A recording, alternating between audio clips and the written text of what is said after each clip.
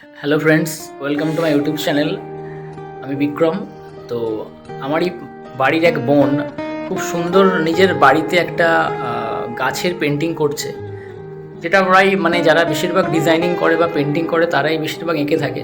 তো ও নিজের একটা প্রচেষ্টাতে এই আঁকাটা তৈরি করেছে। আর আমি ওর কাছ থেকে জেনে নেবো ও এই আঁকাটা কতদিন ধরে আঁকছে আর কি কি রং ইউজ করেছে। তো শ্রেয়া, আমি এটা জিজ্ঞেস করবো যে তুমি কতদিন ধরে এই মানে আঁকাটা কতদিন ধরে আঁকছিস আর কি কি রং এতে ইউজ করা হয়েছে? আমি 13 বছর ধরে আঁকছি। আর হ্যাঁ, এখানে অ্যাক্রিলিক কালার সব কটা কালারই অ্যাক্রিলিক কালার ইউজ করেছি। কি কালার ইউজ করা হয়েছে? Acrylic colour. আচ্ছা, অ্যাক্রিলিক কালার। আচ্ছা, এইটা মোটামুটি একটা গাছের ডিজাইন, আর এটা কি গাছের সঙ্গে পাতা ও ফুল রয়েছে, তাই তো? হ্যাঁ, আর পাখি আছে আর নিচে ঘাস হবে আর দুটো একটা ফুল পাতা ঝরে ঝরে পড়বে। আচ্ছা, নিচের ঘাসটা কি এখনো বাকি রয়েছে নাকি? হ্যাঁ, নিচের ঘাসটা আঁকা হয়েছে কিন্তু রং করা হয়নি।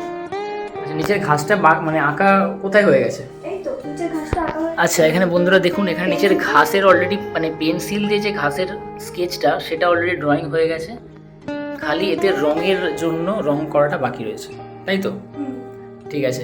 এটা মোটামুটি কি গাছ, মানে কি ফুল, বা এটা কোনো মানে এমনি কোনো ঝাউ গাছ না মানে? এটা ঝাউ গাছ না, এটা নর্মালি যেমন ফুলের গাছ হয় বড়, সেরকমই ফুলের গাছ। পাতা তো ফ্রেন্ডস দেখুন, এইখানে যে মানে আঁকছে, আঁকার মানে হাতের কাজ কত সুন্দর, মানে যেভাবে গাছের ডালপালাগুলো এঁকেছে একজন প্রফেশনাল পেন্টার যেভাবে আঁকে সেইভাবেই স্টেপ বাই স্টেপ আঁকছে। মোটামুটি আঁকতে এটা কদিন সময় লাগলো?